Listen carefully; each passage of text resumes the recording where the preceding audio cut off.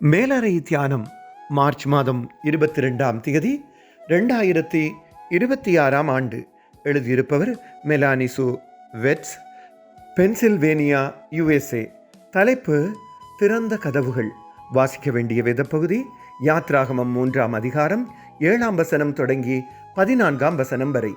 இன்றைய நாளுக்குரிய தியான வசனம் ஆதியாகமம் 12ஆம் அதிகாரம் 4ஆம் வசனம்.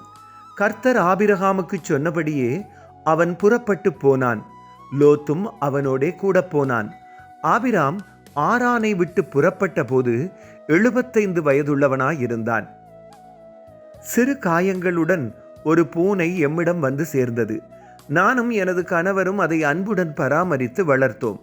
வீட்டினுள் எந்த இடத்திற்கும் போவதற்கு வசதியாக கதவுகளை திறந்து வைத்தோம். ஆனால் கடந்த 8 மாதங்களாக தனது சரீரத் தேவைகளுக்காக வெளியே போய் வருமே தவிர மற்ற நேரங்களில் ஒரு சிறிய அறைக்குள்ளே முடங்கி கிடந்தது எனக்கு ஆச்சரியமாக இருந்தது.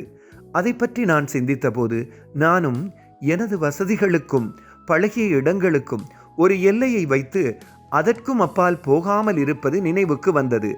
அதுவே எனக்கு பாதுகாப்பு என்ற எண்ணம் எனக்கு இருந்தது. ஆபிராம், மோசே போன்ற பலரை துணிவுடன் முன் செல்லுமாறு கடவுள் பணித்ததையும் இறுதி வரை அவர்களுடன் இருந்து அவர்களை பாதுகாத்து வழிநடத்திய சம்பவங்களை நாம் வேதத்தில் வாசிக்கின்றோம். கடவுளுடைய அழைப்புக்கு அவர்கள் கீழ்ப்படியாமல் இருந்திருந்தால் பலவித ஆசீர்வாதங்களை இழந்திருப்பார்கள்.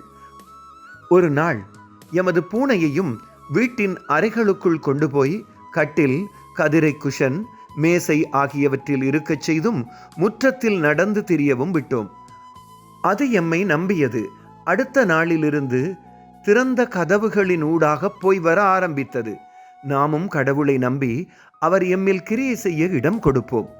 ஜெபம். அன்பான கடவுளே, உங்கள் சேவை செய்ய எமக்கு நீங்கள் தரும் தருணங்களை உபயோகிக்க உதவுங்கள். ஆமேன். இன்றைய நாளுக்குரிய சிந்தனை. கடவுளின் தூண்டுதலுக்கு நான் கதவை திறந்து எனது வசதியான இடத்திலிருந்து வெளிவருவேன். கர்த்தருடைய அன்பும் இரக்கமும் வழிநடத்தலும் இந்த நாளில் உங்கள் அனைவரோடும் கூட இருப்பதாக.